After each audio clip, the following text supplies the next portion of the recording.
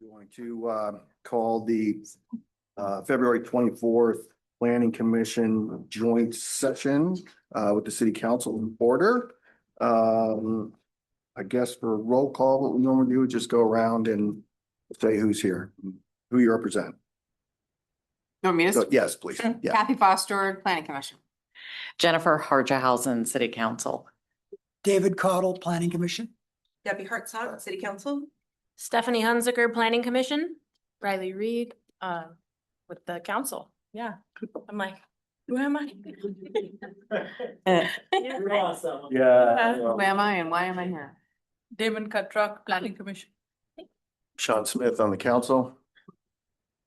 Beth Porter on the council.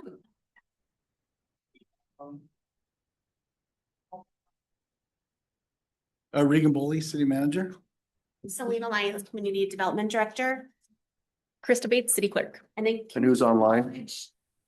Jeff Wagner. And then I think Daphne's online and probably needs to be promoted. Okay. Nope, is that Daphne? Came with the car. She raised her hand. Well, Okay, All right. yeah, she's probably texting Weasley now. While we're doing that, Selena, see the first item? Oh, we're You jumping got- in, all Yeah, you right. got your name on it. Okay. Screen here.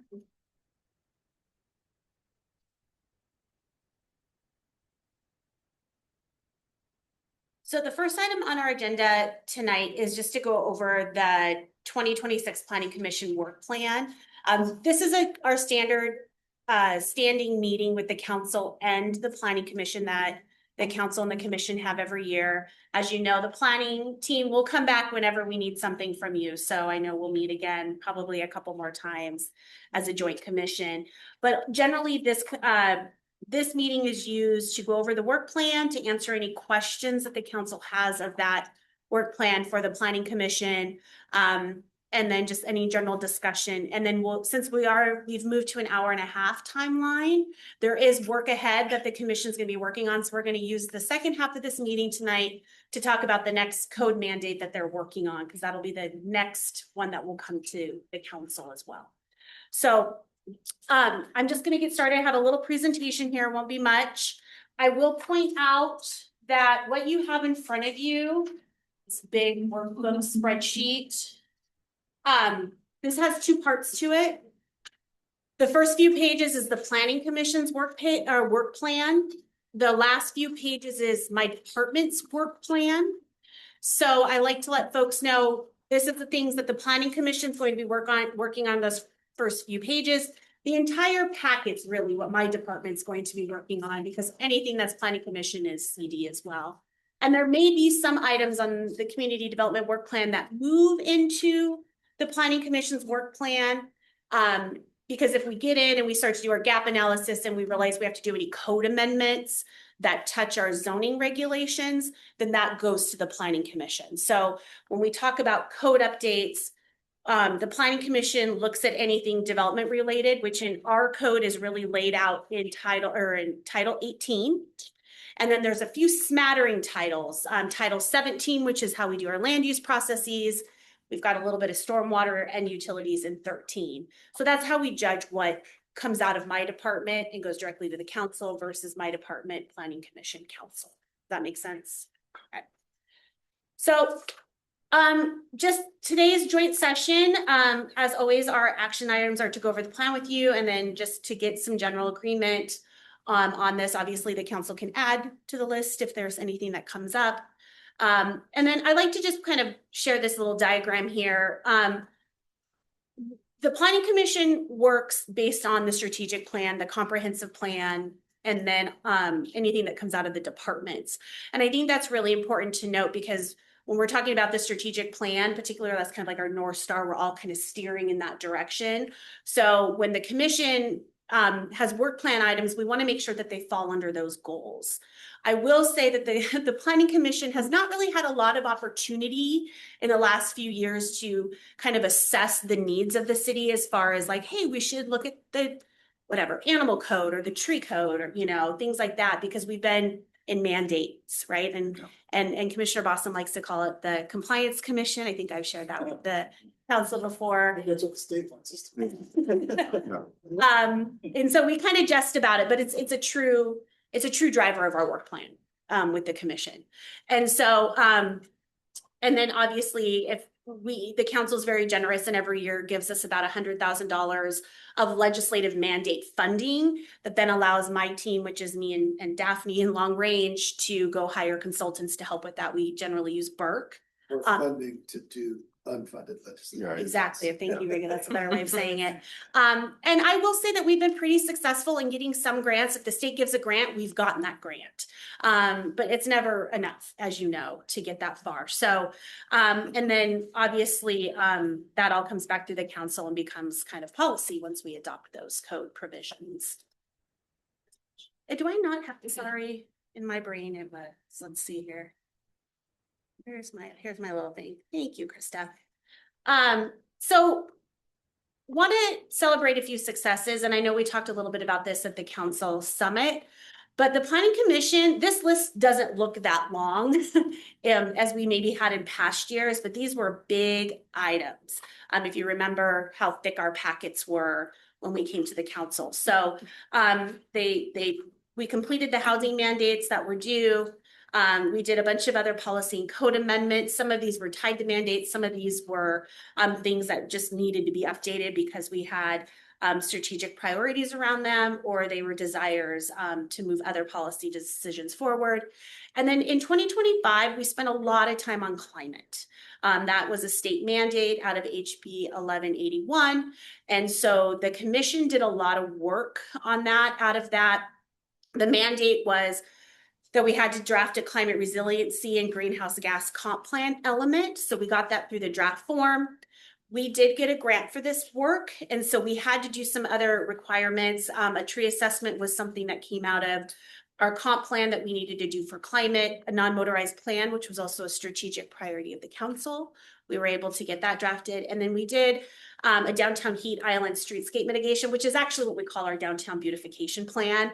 Like, what are ways that we can start to beautify our downtown as it continues to grow? I will share, and it'll be coming to you soon. We did get a second climate grant, very little dollars, but now we're going to try to get some of the code updates to make these policies work. But we won't be able to do it all. It's only $89,000. So not a lot there, but more to come. So we held 11 regular meetings. We generally cancel December. Sometimes we also cancel August. Just this year we had too much work, and we held 4 public hearings. So this page just summarizes that worksheet that's in front of you, and they're really categorized in these categories. So we have more housing mandates. We're going to talk about one of those tonight. We have our comprehensive plan. So we just adopted our comp plan in 2024. Then we have to open what is called a docket. This is an opportunity to solicit any changes to that comprehensive plan. Because of the timing of the climate work we did and the adoption of our comp plan, what we're going to be coming back with in 2026 is all that work we did in climate. So the commission did a ton of work in 2025. Now we have to adopt all that work formally into our comprehensive plan. So that's work they're actually starting on next month. And that'll be coming back to the council to kind of ratify that decision. And then there's a huge list of code amendments here. Some of these we talked about at the summit. A few of these are remaining mandates. I will say the trend that we're seeing is that we had, housing mandates. We had a lot of those over the last 5 years. Now the state's focusing on how you're going to do the work, right? So they're giving us direction about subdivisions. So every city processes subdivisions in the RCWs. They're trying to streamline that process. They're coming up and they've provided other requirements around unit lot subdivisions and lot splitting. And that basically kind of changes. It's like an add-on to the subdivision law in the sense that now you can almost at an administrative level come in and subdivide your property, at least get 2 lots administratively, not having to worry about density. And then they're really looking at the time review clock. So right now we have 120 days to process development applications. That time clock does not include the time the developer has it. So if we do our work and the developer holds on to that for 6 months or a year or whatever, that's their time, right? We have to meet that clock. I will say, we report on that every year to the state. Covington is meeting those timelines, okay? Now sometimes they're right at 1:19. But we are meeting those. But the state's looking at reducing those clocks, those timelines, which then kind of puts more pressure on staff. With that could also be how many reviews a developer can go through. So right now we're seeing 1 to 2 folks that really have their act together. They're 1 to 2 reviews, then they're going to a public hearing or approval. We have some people that have been in for 17 reviews. And now the state said, if you get past that 1 or 2, you can actually deny that project. So there's some gives and takes, and I think the more guidance on that will be coming out. And then we're looking ahead into 2026, just looked at the tracker today, kind of seeing what got through this last round. Again, project timelines are continue to be on there. The step housing, which we adopted, so this is our transitional emergency and supportive housing. They're making amendments to that law. In my analysis for Regan and Emily and Brianna, we pretty much meet that already. So those changes won't affect us too much, but we'll have some minor modifications. They're looking at housing bonuses for density. So some mandatory, if a developer does X, you have to give them the density. And then neighborhood cafes. I don't know if you guys have read about the neighborhood cafe law. What is this, like the 4th or 5th year? Yeah. It's coming. And so what that means is that we have to allow commercial neighborhood cafes throughout our entire city and residential zones. More guidance on that to come, but that's the gist.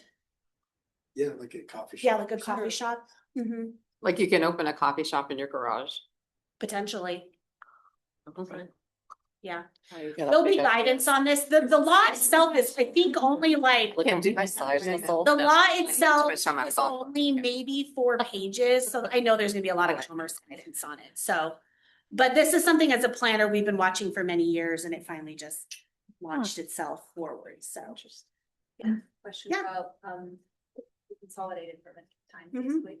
Does that mean that perhaps we would have to look over and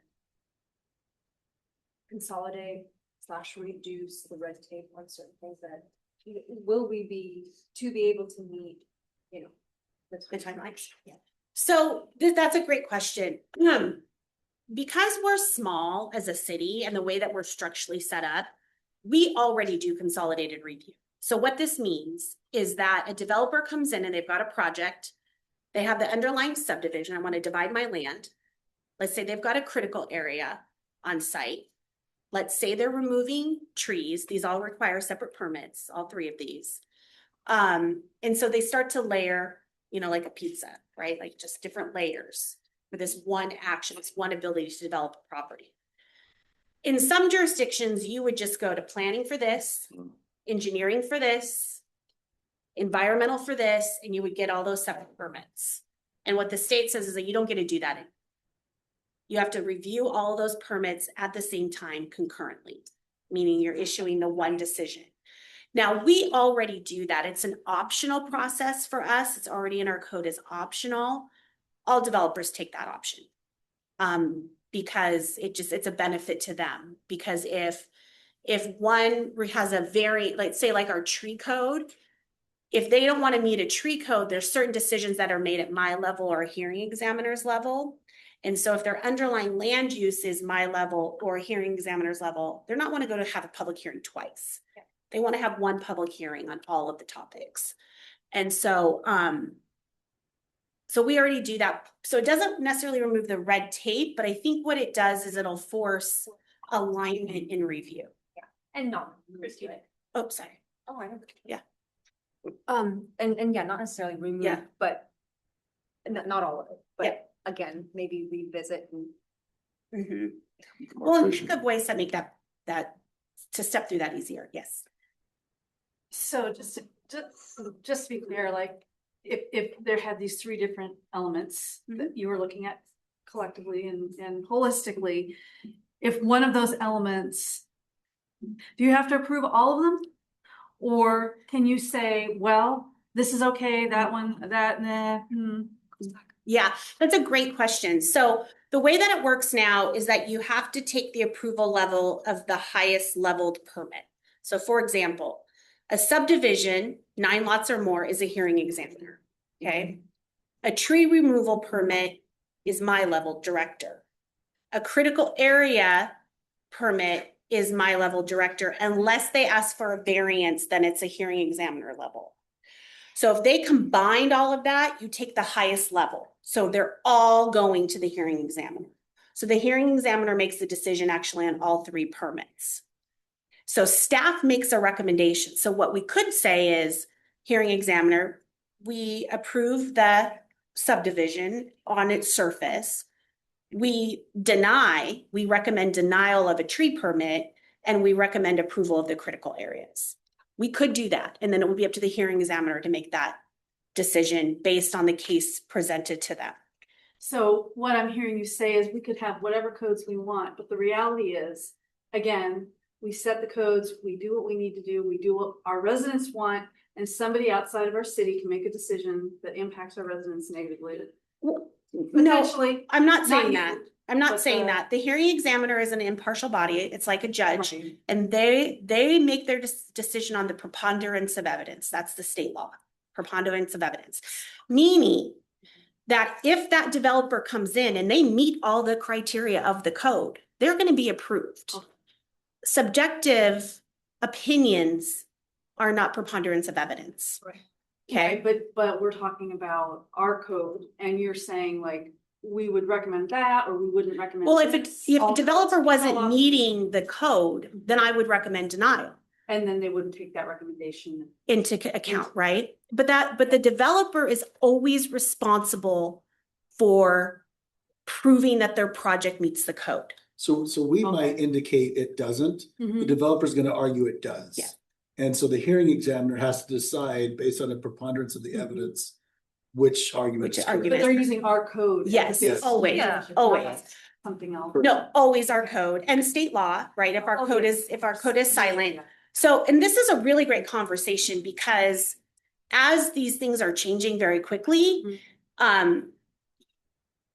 there is a need to make sure our codes are sound, right? Mhm. And so things that we've been doing in our department is, you know, I hate to say the tree code, but I will say the tree code. That was something that the planning commission looked at, in 2022, 2023, it was like a 3-year process. And then what we do in development is now we're actually using it, right? And then we're learning what's working and what's not working. Right? So now you can think of anything. I want to save X amount of trees and I want to do this, but when you get into the built environment, that's not always the case, right? You might want to save a certain number of trees, but because of grading, utility locations, things like that, you can't. Density requirements, all of those things work together to form a site. And so what our team is doing is like, what are we constantly running into in this code? What is not working? Right? Where are we having to get variances? Like where are we having to deviate from this code, which is allowed in our code? There's always some off ramps. And when you start to do that a lot, it starts to highlight the issues. So we collect that as staff, and then we then come back and say, maybe we need to readdress this. Does that make sense? It does, but I get, well, I don't want to go down the weeds Yeah. on that. We'll talk about that offline. Yeah. Yeah. But we do that for all of our codes. So like downtown code, for example, I've got 15 things on the downtown code that we adopted in 2021 that need to change because they're just not working. We did, you know, and that's okay because policy is one thing, implementation is another. And Yeah. so, It just seems like when we look at it, when somebody makes a plan, and you can think about this anytime you make a plan because you're gonna do something, climb a Yep. mountain, do whatever, you know, if this, then we're gonna do that. You have a decision tree ahead of time so that you're not in the moment pressured or feeling like you need to make this decision. The reason that we do that when we don't have as many things in flight is that we can make sound. And again, I understand we don't know what we don't know until it pops up, but it would be really interesting to hear about those 15 things that aren't working because there's been development going on over the last few years. And when are we going to talk about that? right. Mhm. Right. Does that make sense? We're gonna be talking about it probably this year. Okay. Sure. Yeah. Yeah, because I got a little bit of grant money to try to fix some of those things, right? And that's also what it's tied to. Our ability to move a lot of these code initiatives forward are also tied to the budget and staffing and capacity and then mandates. So while we're collecting all of that, I kind of roll it out year over year. I'm gonna let you kind of get, I No, got a bunch of questions too, but Yeah. I think you should get through your That's it. presentation, but. Oh, great. Okay, perfect. Just- You're finished. There you go. Nice. Well, I guess well, before I get, well, who has questions then on this part of the presentation? Go ahead. Is that commission? Yeah. All right. Well, I got a couple things. I appreciate it. And I did look at the both work plans and that's a lot. Even, I mean, it's hard to believe this is pared down from last year. I mean, there's some really heavy Yeah. and big projects in there. So I really appreciate all the work that the planning commission's got to do in our community development program. I mean, it's just, it's anyway, it's a lot, but so you know, one of the things that you just mentioned about the concurrent permit review or however the process is, you know, I think it's interesting. And I appreciate the idea to get more efficient, and I could see where some communities are using it to kind of slow things down. So it makes sense. However, it looks like a lot more decisions are going to go to a higher level. And so they will inadvertently be bumped up. And so I'm wondering, Selena, from your point of view, you know, decisions that might have been made at a lower level are now going to come to your desk or get bumped up higher. One, is that true? And two, do we have capacity to deal with that as more decisions that would have been made at a lower level are now going to land on your desk or a higher desk? And what's the increased workload that staff's going to have to do to support those? If we're not making the decision, how do we defend it, you know, up above? So anyway. Yeah, that's a great question. I mean, workload is workload. And I was just talking to my team about it today because, you know, some of them have a little bit of a lull and I was like, enjoy this lull, right? Like go do some other things that you need to get done because the tsunami is coming back in pretty quick. And so, you know, we kind of ebb and flow that. I've got a small team where we use a lot of consultants. We're a heavy consultant department. I've got one long range planner, 2 current planners, 2 permit techs, 2 people in building. I've got a team of 12 and then everything else is consultant. So subject matter expertise, critical area review, that's a consultant. Stormwater engineering, that's a consultant. There's no way I could have that all on my team and financially be solvent. So having that consultant pool is actually helpful because those consultants help alleviate some of that planner pressure, right? So while we kind of farm out that work, the planner works more as a project manager as well as reviewing the planning piece. And our engineering consultant has a planning layer to it. So if I got really overwhelmed, I can give work to the consultant to do. So I feel like my levers are healthy in that regard. As far as decision-making, those decision-making levels are really up to the council in some areas. We've really brought it down to the administration level because does a tree permit need to go to a hearing exam, right? Like that's an administrative decision. But if it's concurrent, it will now go. But it will now go. So I'm saying that the that's impact will be a lot of these decisions that would have been made lower. well, might and get here's pushed up. the beauty about a hearing exam is that he reviews that, he writes the decision, and he issues all of that. I'm not writing that. Yeah. Right. And so I don't know if you've ever seen a hearing examiner decision. They're a legal document. Because if it gets appealed, it goes to court. So everything that hearing examiner does is at a legal level. That part's really nice, actually.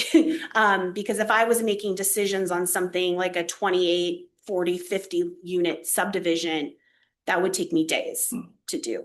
And if you don't know, with the hearing examiner actually comes in here and they set it up like a little courtroom and they do that. But I think to the decision making, the real issue is nobody's making all these kind of decisions underneath Selena Mhm. in her department. She's making those. But the decisions that are being chipped away and taken from us that do make the planning commission a compliance commission is the state. And so some of those, and we call them decisions, but really it's just if you meet these criteria, then it's done. The local jurisdiction, you have to Yep. ensure compliance.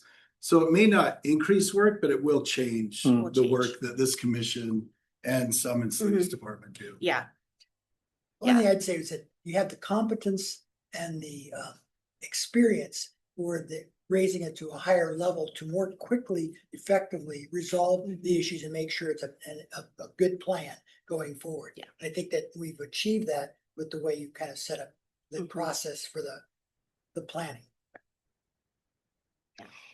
but it is something we're watching. I mean, there was a bill this year in legislation that would have got rid of hearing examiners. So everything would have been at an administrative level. At which point I was like, I'm gonna have to hire someone to do that for us. Because that's not sustainable when I've got 23 projects that are going to a hearing or something. Yeah, Debbie. Thank you. So just for clarification, it's only gonna rise to the highest level if the builder wants to go with the layered effect, right? Okay. Yep, they have the choice. Yeah. I've been doing this long enough in multiple jurisdictions that any city that had a consolidated review, a developer always took it. Even if that meant going to a hearing. And do they pay for the hearing examiner? Yep. Okay. Oh, that was gonna be my question. Yep. Yeah, all the costs that we do in community development is either a flat rate based on a study we've done for staff, or it's full 100% pass through for any consultant time. And the hearing examiner is a contract. Yeah. Now, do they Good like question. those dollar amounts all the time? No, but we are recouping our cost. You talked about, well, Jeff, do you have any questions? No? You talked about potential for reduced timelines and review, and that right now we're meeting those. I wonder also about, and maybe there's nothing we can do about it, but our ability to meet those as well. So as things get tighter and decisions get bumped up, I guess what I would ask is that the planning department come to us if the workload's starting to get to where we can't meet that, you know, and I'm not sure what our recourse would be other than We hire more consultants. yeah, well, that was gonna be my next question. We're heavily laden on consultants. That eventually, we can't sustain that forever either. So we've been doing a great job. Staff always does a great job, but eventually there's a give, you know, there is a place where the system would break. And I just want to have a heads up, I guess, if you're starting to see that we're not meeting these timelines, we can't hire enough consultants and we're not going to make this. And then what does that mean for us? Because then we need to start communicating with our lawmakers to say, there's something's got to give. Either we get more resources or this pressure to meet these is not sustainable. So I guess one thing I would ask, and I don't know, but start tracking that, you know, because if you're just barely meeting it now, I could see us going into the red sooner, and that would be helpful, at least I'll speak for myself, helpful information to know we are stressing now to meet these mandates. Yeah. So, and without that, we can't justifiably say we're stressing, you know, so anyway. Yeah, I really appreciate hearing that. I think my staff would appreciate hearing that as well. You know, from the land use perspective, I do feel like I talk to Regan pretty regularly about that. You know, we have the same pressures too on the mandates, but I will say that like, I don't worry about that. Especially if it's unfunded. And so, and right now that attitude's been okay. But just knowing if more comes out or those timelines get more strict or there starts to be compliance issues, the state hasn't gone there yet. I could see that probably rising to an issue much faster than our land use review, honestly.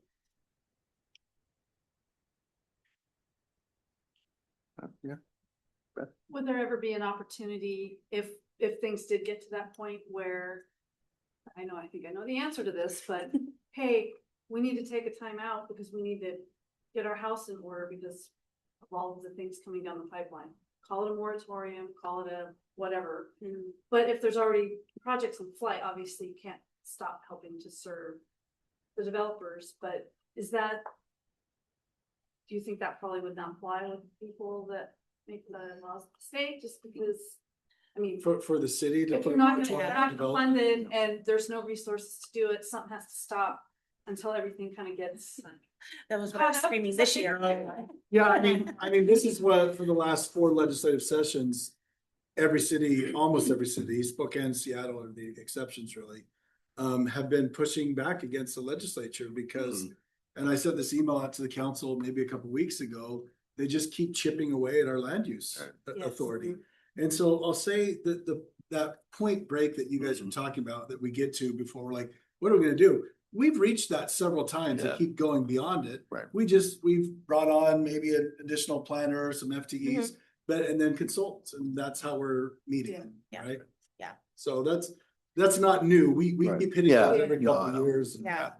I think, last year, looking back, there was a lot of mandates in 24, and I think meeting with the commission, you all were like, how are you gonna do this? And I was like, I don't know, we're gonna do it.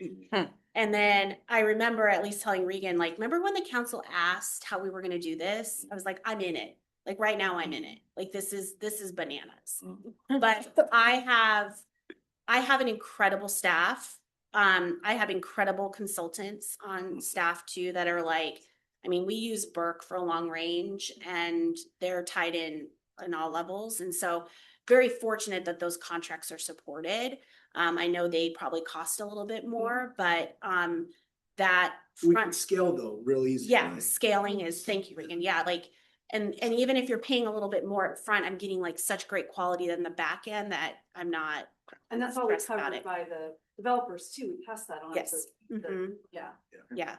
Kind of what goes in comes out, and I think Sure. there's some truth to that. Yeah. Okay. Good luck. Yeah. Being there, you're. Yeah. Okay, go. Okay. Yep, yeah, go ahead, David, sorry.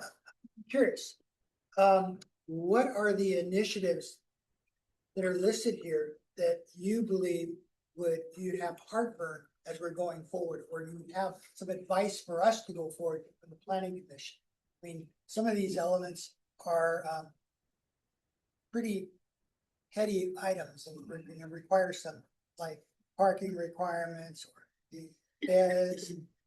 There's a lot of things coming up here this coming years, and I would really like to maybe get some insight, some advice from the council. Well, I will just say off the top of my head, you gotta do all the legislative requirements. So Correct. unfortunately, Yeah, that's we're a going to huge, do that. that's a huge amount of work right there. So that, and I forgot one question going forward.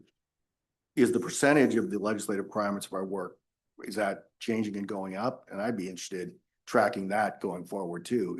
If it's just gonna eat all of our planning commission's work, we need to be more judicious then on what we decide we want to put on your work plan. So anyway, just for going forward, how does that look? And that stuff we can communicate to the legislature too, saying 100% of our time is on legislative mandates, which is what he wants to do. So sorry, I'll open up. No, did you have? Oh, okay. Answers to, yeah. Well, I was just so you're asking. Well, I'm wondering, David might have been asking for us to maybe prioritize. Yeah. Yeah, but if we're hearing this, other cities are hearing and feeling it as well. I would imagine that, because we brought these issues forward to our legislators before, there is going to be a break point. I don't know that anybody has a clear enough crystal ball to know at what point are we going to reach that, or will we all reach it together? Yeah. Yeah. Maybe we don't want to know. I think that's a really great insight. I get together with my peer directors, and the good, the bad, and the ugly is that because the state is level setting across every city, the work that we're doing is gonna be the same work that my friends in Maple Valley are doing and my friends in Snoqualmie are doing and Kent. And so we've been amongst ourselves sharing a lot of that work.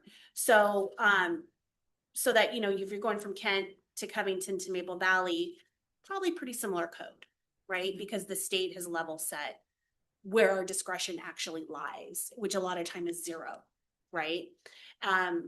So as far as like a breaking point, I mean, I always feel like this is gonna be the year, you know, but that has been one thing that I've seen kind of shake out is that the cities working together more closely has really changed over the last few years. So I think that resource sharing is critical. Maybe one item, if Mhm. council doesn't have a question, you could talk about is co-living. I don't know if we brought that up. I did, right over here. Wow. I was gonna bring that up too. Well, you had some, I mean, I'm just looking through, there's a few here. You know, there's some low hanging fruit ones where we're just updating and getting definitions. So obviously I would do those, but we did talk once about the food bank, you know, and saying that was a priority. So I think that would be, again, I'll speak for myself, something you should put your emphasis in. And then I see on here the best regulations. I mean, that's something we've heard from our constituents. So if we don't get that done this year, I think, you know, we'll have some people coming. So, Yeah. sorry, Riley. On that topic, I saw a community group that's devoted to the best Mhm. ordeal, talking about how there's construction next to that school, just right outside the bounds of Covington, and wondering what that was and if they were putting in best So- facility. It's our new maintenance yard. Yeah, It's the opposite. okay. We're on the south side, but In we city started limits. like, are people putting? a They best-" started like, going "Oh, that's crazy, all outside." and then the comments are like, "Council doesn't care about this at all." And I'm like, "Oh, like everybody's going." So, It's brutal. The comment section. Yeah. You bring up a good point. When something like that's really festering out there. Yeah. It's good for us to bring it to Regan, that if we're seeing. I wanted to reply, but I also didn't want to. Well, so that maybe Carla can get ahead of that Yes. and say, hey, did you notice? How exciting. yeah, well, I told Don, I said, this could be a good thing, because you know, a lot of people may not want to make the yard near their neighbor, but if it's. Not Yeah. that. Yeah. We'll do this like, oh, good. all right. So excited. Good to know if somebody asked me. If that's Yeah, what's right. that's right. Great. Just maintenance yard, it's all quiet, it's only open during business hours. And if there's snow, your neighbor gets done first. That's right. Yeah. Look, all right, that, no. I was just gonna say, I know, to Selena's point, there are mandates that are likely to come out and then we have to follow it, but they're not funded, so they're also not coming down the hammer with us on it.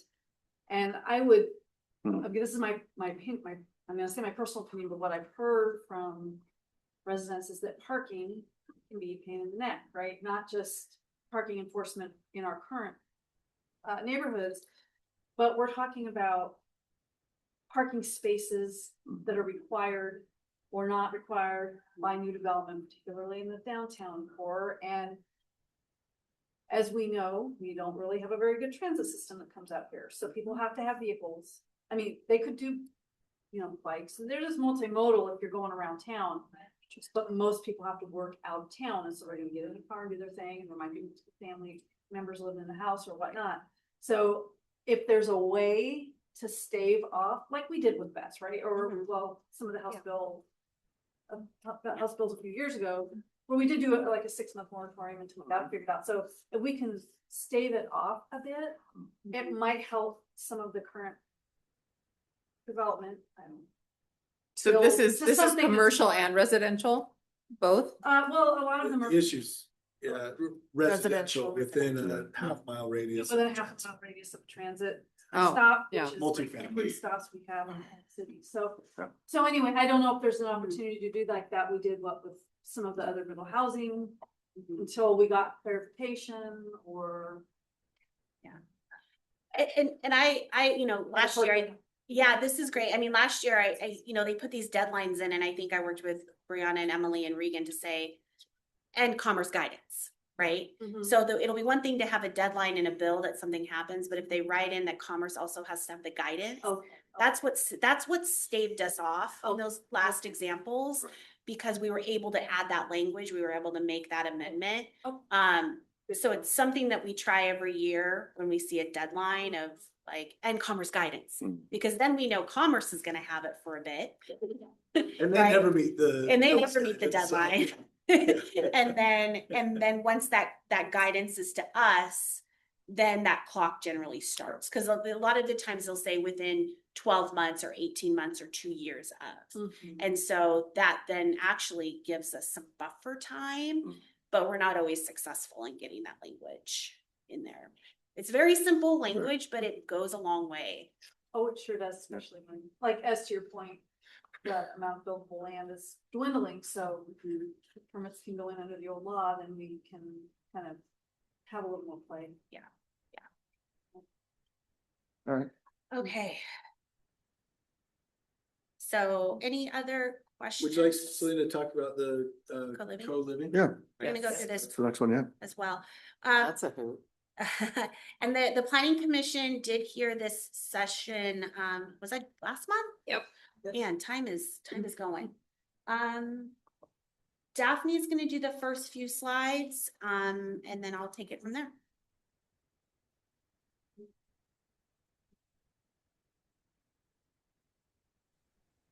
Are you guys able to hear me? Sorry, just making Yes. sure my audio is working. Okay, perfect. And I can see your screen. Thank you, Selena, for sharing. So good evening, council members. Tonight we'll be providing an overview of House Bill 1998, adopted by the Washington State Legislative in 2024, and the required updates to the city's development regulations related to co-living. This is an informational briefing only. As Selena mentioned, we have presented this to the Planning Commission in our February meeting, and we are just bringing this forward to Council as an early review of what is ahead of the Planning Commission's work plan.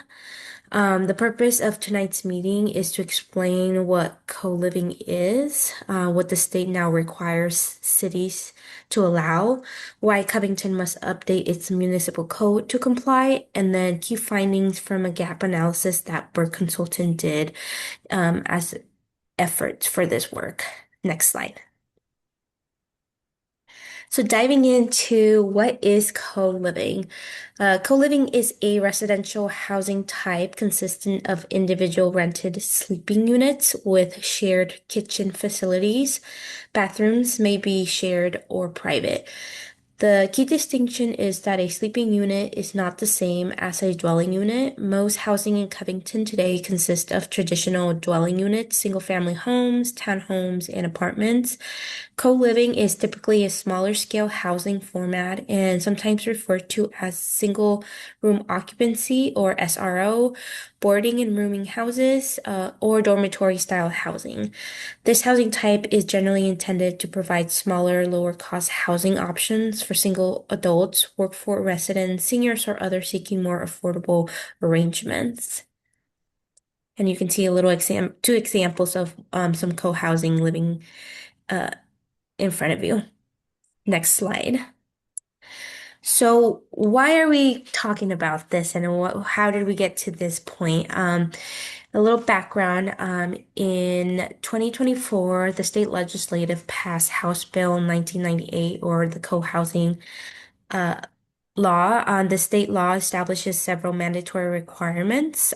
First, the co-living housing must be allowed on any lot within the urban growth area where 6 or more residential units are permitted under base zoning. Second, the law requires a specific density calculation. One sleeping unit must count as no more than 1/4 of a dwelling unit. Third, parking requirements are capped. The city may not require more than 1/4 of a parking space per sleeping unit. Additionally, with 1/2 a mile of a major transit stop, no parking may be required.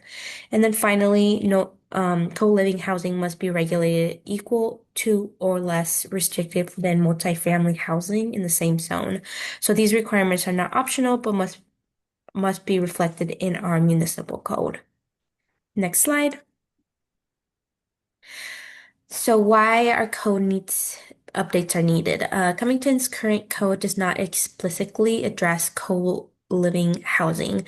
Instead, similar uses are regulated under the term dormitory, which use outdated terminology and apply standards that exceed what state law now allows. Specifically, the code does not define co-living housing, sleeping units, or kitchenettes. Current parking standards for dormitories exceed the state's maximum limits. Permitted use tables do not list co-living housing. Density standards are based entirely on dwelling units and do not incorporate the required 1/4 conversion factor. Without these amendments, portions of our code conflict the current state law. Updating the code ensures legal compliance and provide clarity for future developments proposals. Next slide. Okay, thank you, Daphne. So what you have before you is a series of maps. The top map is a zoning map, and then I'll be talking about the next two maps on the slide. But if you want to zoom in closer, this is what you want to look at. So the big thing about this law that's different, and Daphne alluded to it, is that it's based on capacity and not zoning. So traditional zoning would say in the R8 zone, you can have this type of housing, right? Here, it's kind of the inverse. It says anywhere that you can get 6 units, you have to allow co-living. So that means in an R1 zone, 1 unit per acre. If I have 6 acres, I can do co-housing. If I'm in an R8 zone and I've got property that would equivalent to me getting 6 units on that, so I can't think of the math right now. There's a chart in the in the gap analysis that would allow you to put co-living there. If I was in the R6 zone and had 1 acre, obviously I could do co-housing. And so what it starts to do, Co-housing. co-living. Thank you, Make sure David. Thank you. Make sure. Would allow that co-living be a permitted use. It doesn't mean it's just a shall. It's just if a developer comes in and says, I've got a piece of property, what can I put on it? If they can get at least 6 standard units on that property, and it can be multiple properties acquired together, right? So they could buy a bunch of properties to get to that minimum, then they could do co-living as an option for their development. So what we did to just kind of give you a visual of this is that we looked at just the baseline, what you would need in each zone. So there's a table down here that kind of does the math for us. So, you know, to get 6 units in an R4 zone, which is 4 units per acre, you would need 1.5 acres. So anywhere there was 1.5 acres, you could potentially do co-living. This map doesn't account for lot aggregation. We just said everything that's at 1.5 acre, right? Highlight that by the zones. Everything that's at 1 acre, everything that's at 3/4 of an acre, 1/3 of an acre, and on down based on the zone it's in. Does that make sense? Yes. Okay. So this one is just numbers, purely numbers. Okay. Then staff went back through, and we did a little bit deeper assessment, right? Because we know things. And and those things include projects that are already in flight. So we already have development on that parcel. And that would not like be torn down. They're not exactly. So we removed all that kind of properties. We removed anything that we also maybe had slated in the future, which really takes this down to, so you go from about 340 sites, potential sites, down to about half of that 197 sites. And just to kind of give you if someone came in, this is generally just based on basic lot size existing today. Again, doesn't account for aggregate. Or you could potentially see co-living being an option in the city. And as you can see, a lot of these are parcels that aren't really within existing developments. There's still these larger parcels that we have in the city ripe for development. This map also takes out to properties that are highly encumbered with critical areas as well. Because the critical areas, any area that is submerged, does not get to count towards your density calculation. So we took those out as well, because then they wouldn't meet that threshold, property threshold. Just a couple or all of them? Almost all of them, yeah. Yeah. And I would even go a step further, and I don't know. Oh, you can use the little mouse here. You probably can't see it. I'll just do it this way like a teacher. I would even go a step further on this map in reality, just so you know. This area of the city, this eastern portion of the city here, a lot of this is private access roads, septic systems. So anybody wants to do development here, there's a lot of effort that goes into redevelopment, even if it's not co-living. The northern, what we call the flag, also has limited sewer access. So infrastructure would need to be brought into these areas. And then the same on the west side of the city, too. Those are also not sewered. And so right now you have a lot of these parcels that are ripe for development. And I would argue that today they are not moving because that infrastructure is not there, right? So someone has to bring that infrastructure in. And as we know, it leapfrogs, right? Someone gets a little bit closer, then a little bit closer, then a little bit closer. Yeah. So what we're really seeing here is that we are following the quote mandate from the state to enable the code to be present in Covington. We know where we can maybe utilize that concept for development, but we need developers to be able to turn around and say, yes, this will work in our city. Correct. Okay. Correct. Yeah. And clear. no. And I think that's great. The planning commission, and obviously you folks can talk more about that. We had a long conversation about that when we met. So, oh, go ahead. Sorry. Yeah. So if I'm thinking, just to make sure I'm tracking right, this is, if we wanted to sell our property and it's 3-bedroom, 2-bathroom with a kitchen, and the developer wanted to add on to it to make it 6, like, how would this play out in real life? I mean, they just have to build a big enough house that has all the stuff in it. It doesn't have to be townhomes or anything like that, right? Just getting them in there. Does it have to be 6? But it has to be Yeah. 6 units. 6 Per- sleeping. 6 beds, sleeping like, units. That's- 6 bedrooms. No, not necessarily. Yeah. So I think going back to the distinction here, Okay, that's where. Yeah. this won't generally be someone buying an existing home and then turning it into a sleeping unit, because I mean, you how do I say this differently? Today, you can have a single family home that you rent out to 6 or 7 different people with shared spaces and bathrooms. That's different here.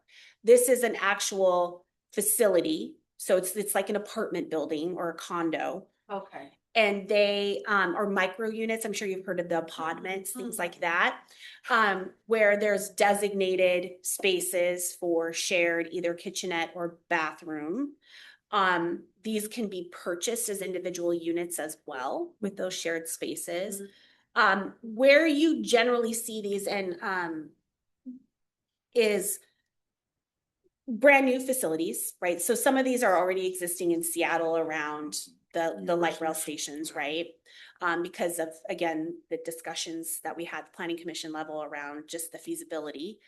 And also there's examples where people have taken older or unused commercial buildings and converted them into housing. So this would be an example of that, right? If you think about, I'm at a business facility, I've got 1 bathroom down the hall, I convert that to shower bathroom, that's now a shared bathroom.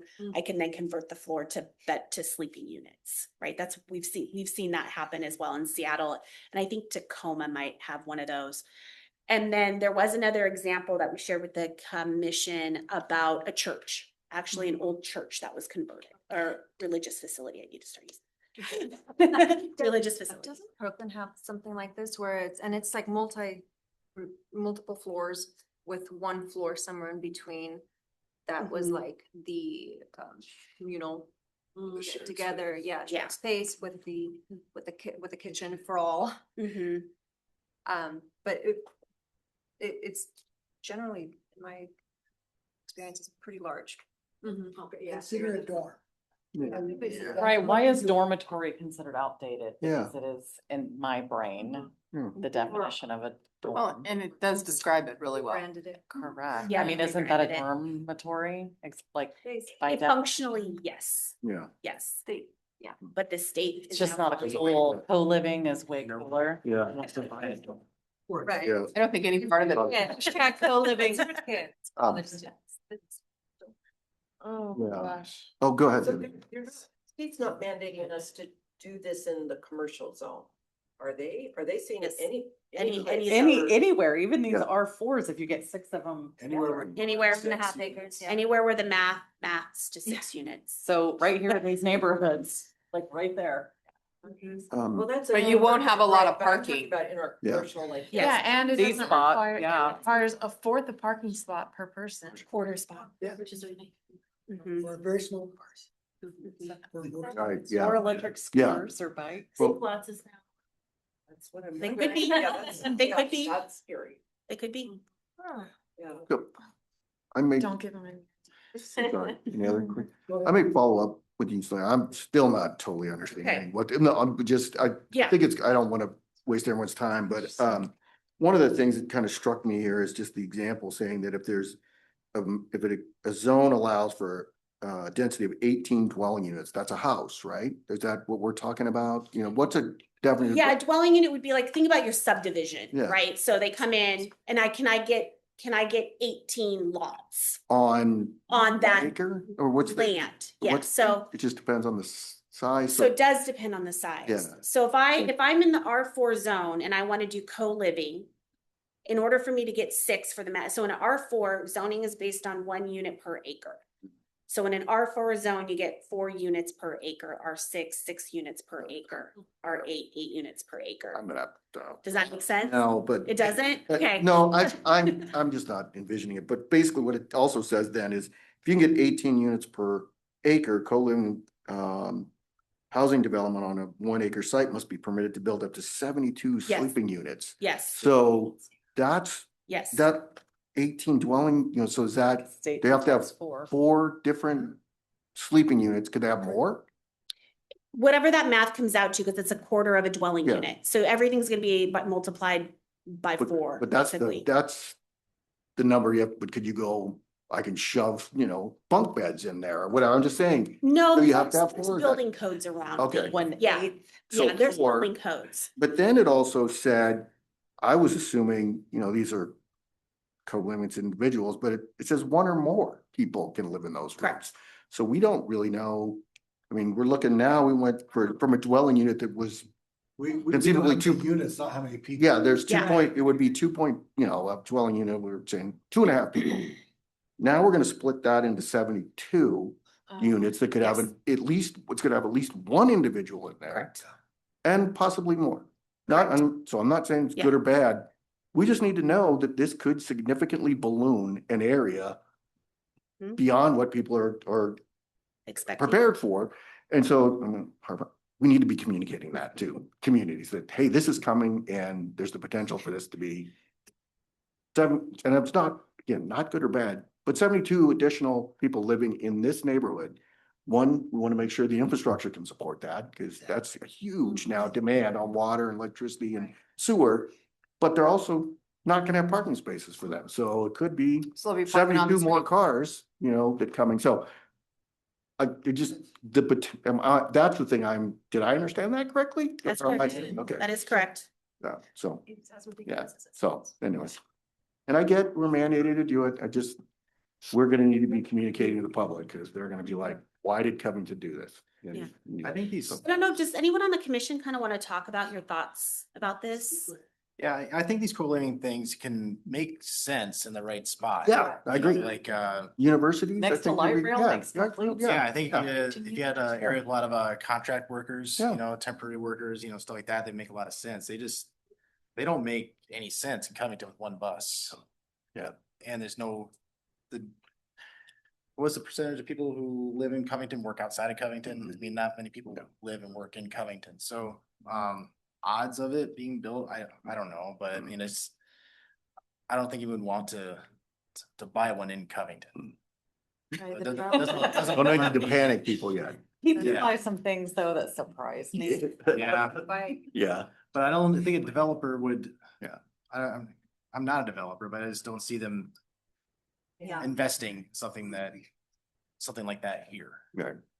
I mean, it could make sense even in downtown Kent with the sounder train, but Right. just not here.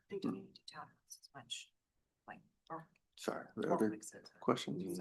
So you know how we discussed like, we will be getting a lot of calls for the parking. Yeah. Because of the density. Yeah. But especially like when there is all septic and we cannot hold season. And so it will be a challenge to even navigate that land for any development. Correct. Yeah, I think when you start to apply those layers of like, okay, well, there's no sewer, you know, that's a development step, right? You kind of start to whittle this down. But I do think, you know, it is vital to understand that, you know, where these really are, right? They're kind of in that downtown core, right? We know we have infrastructure there. But that would be a developer's choice. And the way the law is written is basically, you know, from a planning perspective, we are on the outside of the building lot. You know, we don't have a lot of discretion. It's our bulk dimensions, our setbacks, our heights, all that stuff they still have to meet. The inside of the building is managed by the building code, right? So there's codes around that. Anything around rental agreements, how many people can rent that, going rates, that's all private market driven. That's not where our regulations extend into. So we would rely on the building codes to warrant how many people could safely live in one sleeping unit. Yes, yeah, there'd be occupancy requirements. I wonder if there would be requirements to do a criminal background check. Well, that's all rental. Yeah. I know, Yeah, and whatever the state laws. because whenever you start sharing stuff, people get angry. You're sharing your fridge, they're gonna steal your noodles. Yeah, stealing stuff out of my refrigerator, yeah. It'll self-regulate. No. Yeah. I don't live with, you know. Um, in a house. Again, I've been, They stole my but noodles. Okay. I got some other questions Yeah. about, you know, one of the things it talks about in here, I just saw it. City, says co-living tracking. The city may want to track the number of co-living housing units, and how they're being used. You'd mentioned earlier that someone could rent their house right now and have individual rooms. So I'm wondering, just failing to see the difference between those two, why wouldn't you just say it's a co-living? Is there benefits to rebranding your house, say it's a co-living facility and?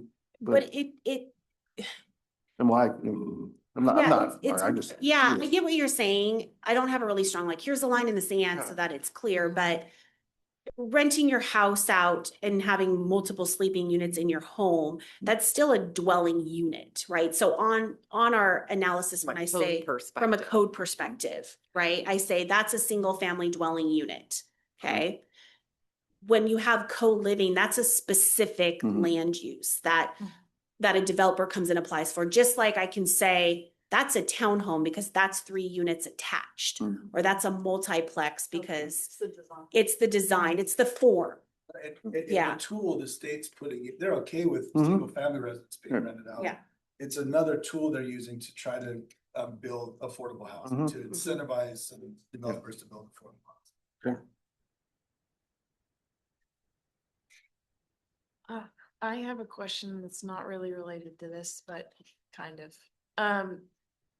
So I know that with Lake Point development, there's a certain like number of affordable housing units that must be developed when we develop regular housing units in the city.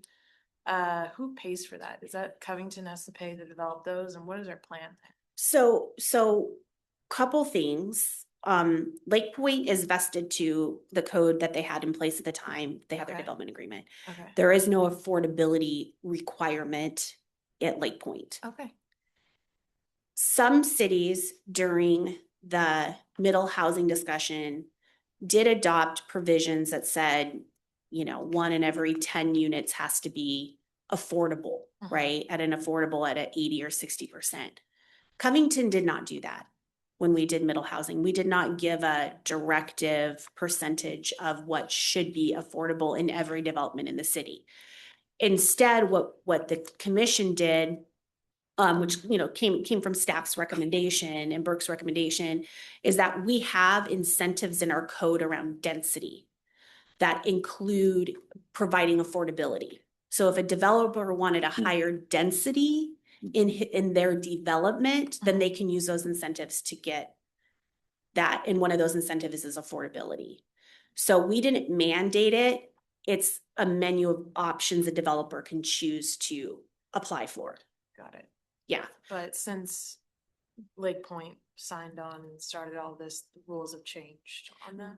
Correct. Okay. Yeah, but I would say, well, they changed in the sense of middle housing, Right. but what Lake Point's building out there is mostly middle housing. Arguably, they're building townhomes, attached units, Yeah. and that is essentially middle housing. They're not affordable. Yeah, they're but starting at they- like 6. Right, but I would, correct, but I would also argue, They're middle housing. I would also argue that middle housing in and of itself is not inherently affordable, Anymore. right? Now, and I have got a real estate person I on our know. commission. I was wondering how. And I know, Commissioner Hunzinger talked a lot about that because we did debate, should we provide an affordability arm? And I don't know if you want to talk about that at all, about how you were like, we're still relatively affordable. Yeah, comparative. compared to the rest of King County, this area is still technically affordable across the board. And that's the tough thing. And from my perspective, when I am observing these conversations, we have a lot of pushback to the affordable housing options.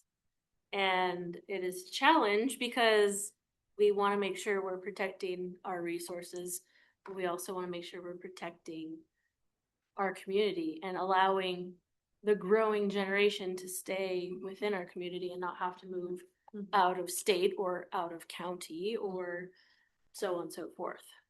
So it is a tough balance to always navigate the pros and cons of every aspect. Yeah. And so when the commission looked at the middle housing and we talked about that, do you want to mandate affordability? They talked kind of about like, where are we at today? And again, going back to that, let's see how this rolls out, you know, because I have to report every year on our middle housing. So I'll have real data that says we've built X amount of townhomes, we built X amount of multiplexes. Of those, developers chose to use affordability incentives, whatever. We'll have a landscape to then say, okay, are we meeting some benchmarks or some ideas? Or does the city, are we at a point to then say, no, we want to mandate affordability? We just, the commission didn't think we were there yet. When would you have that? Our first reporting will be this year. And then it's every year that rolls back up to the county. They'll do their big assessment in 2029. So like any real benchmark data, I won't truly have until 2029 because they'll look at that across the landscape of the county or the state. For what it's worth, I think it would be very unlikely that someone builds co-housing in Covington for at least 5 to 10 years. We'll see what happens with everything, but that would shock me because we don't have a great infrastructure to draw people in toward that type of housing. So, yeah, that would But be. we will have the code for it. Yeah. Yeah. Yeah. Good. We kind of talked a lot about these code update themes. Something that I also just want to share with the council and the commission knows this is that we really, as you've seen with all the work we've brought to you, doing a gap analysis has been probably the game changer for us because it really shows us where we are compliant, where we are not compliant, and then it really focuses the scope of work. Another thing that comes out of this is again that discretion. So if there's ever a level of discretion that the city has, right? Like what can we make any decisions on in this particular law? We present that to the commission. And a couple times they've had the ability, like setbacks was a discussion. Unfortunately, we're seeing a little less of that discretion. But just know that through the gap analysis, we do identify those abilities. And if the commission has authority, we're going to have them drive that conversation.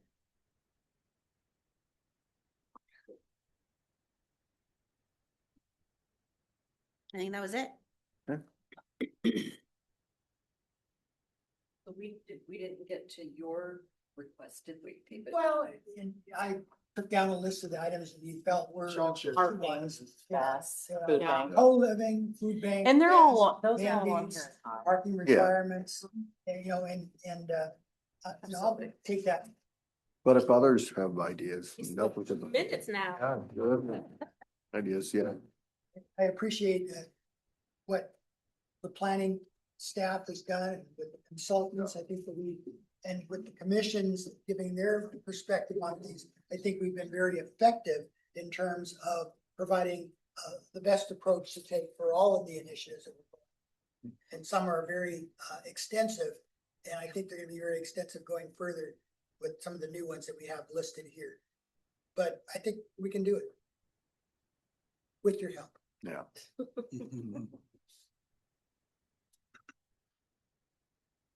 Well, unless there's just any other topics, that concludes what we have. Oh, Well, since we have Yeah, just, yeah, yeah. yeah. so just a quick question, Go ahead. because I know this came up, when I talked to a past commissioner for a year or two ago. You know, there's this push for density. And when I look at like townhomes and even Mapleville's 5, like they're beautiful homes. They're like 3 stories tall. And anyone over 60 is like looking at, that's probably not where they're gonna want to retire to. They're meant for people that have growing families maybe, or Healthy knees. healthy needs. I don't know. I mean, so Healthy right needs. now we do have a good variety because we have single story, we have double story. But pretty much everything coming down from the state doesn't appear to have much of an equity lens insofar as people, wheelchairs or mobility issues or aging populations, or has there been have you heard any inklings of any of that kind of like? So just In building your more, what conversations about with making people- it more accessible? I mean, I was just curious. Hendrix. I can 55 share a little sausage making. So I was on the board with 12 other planning directors across the state in 2023 to come up with a model ordinance for middle housing. Okay, so there was an array of us across the state. One particular planning director, Kirkland, Adam, really drove the conversation in that about, we should not be talking about housing affordability, we should talk about housing attainability. And that got to exactly what you're talking about, right? So can I enter the market? And once I'm in the market, can I move through the market based on my needs, right? Based on my aging in place, my kids want to live close to me, I've got multi-generational family, you know, you name it, name your Near scenario. my job. Yeah, exactly. And, you know, I think all the planners really resonated with that, honestly, because that is what we see in our day to day, right? I think if you live in a Rambler and you have a Rambler, you've got a gift. You know, that is like probably the best aging in place home Yeah. that exists, and not anyone, that's not attainable anymore, right? And you've got a market, a private market that drives the product, right? And then getting back to what Regan said earlier, and then we've got mandates that say you can't intersect with that product, meaning you can't have design standards, what you do for one, you do for all.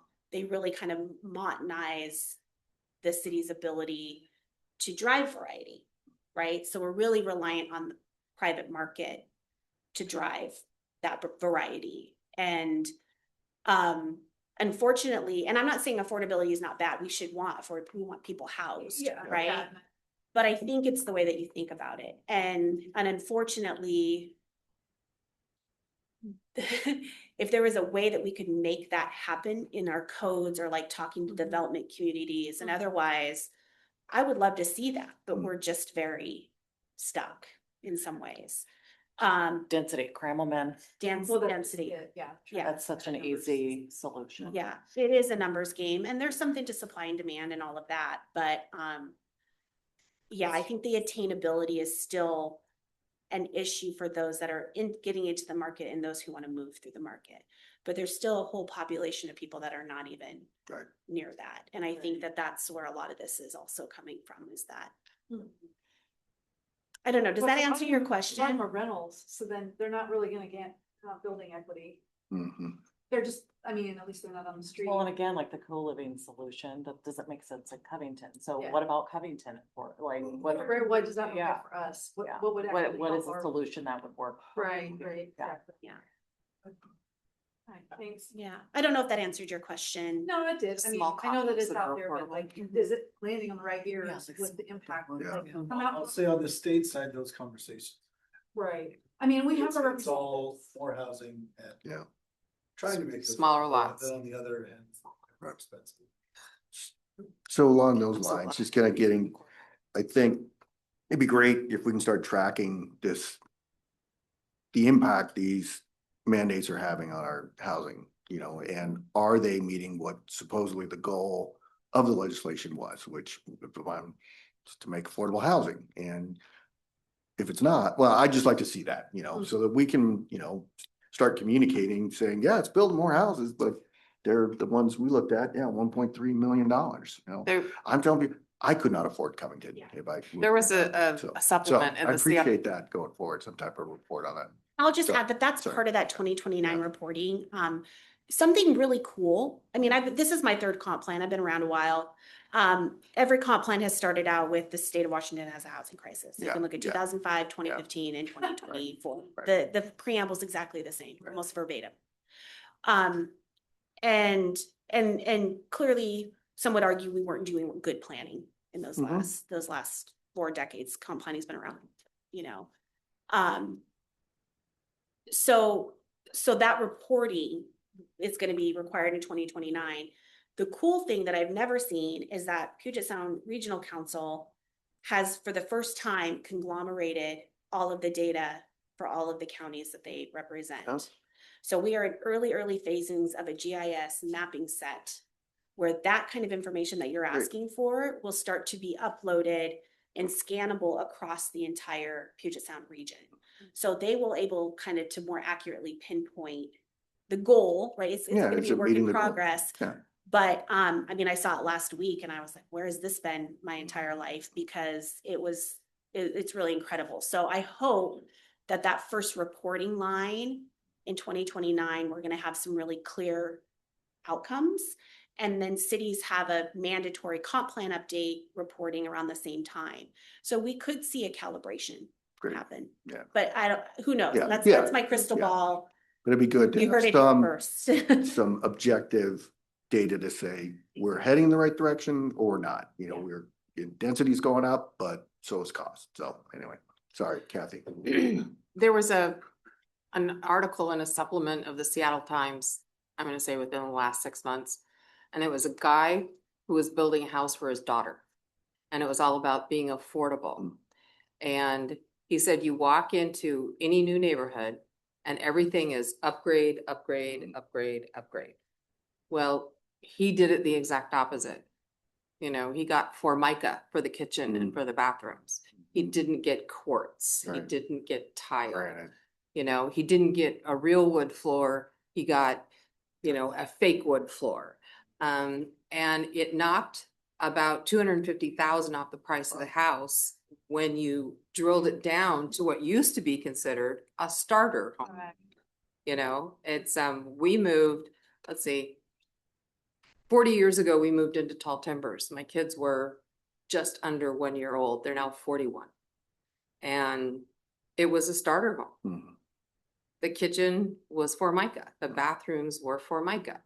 The carpet it was new. It was a model home, but it wasn't a high grade of carpet. And so somebody built a very nice 1,500 square foot tri-level home, 2-car garage with a very nice backyard, a room for a garden, room for a swing set. I mean, it was the best backyard. And it cost us about $100,000. But nobody builds starter homes anymore.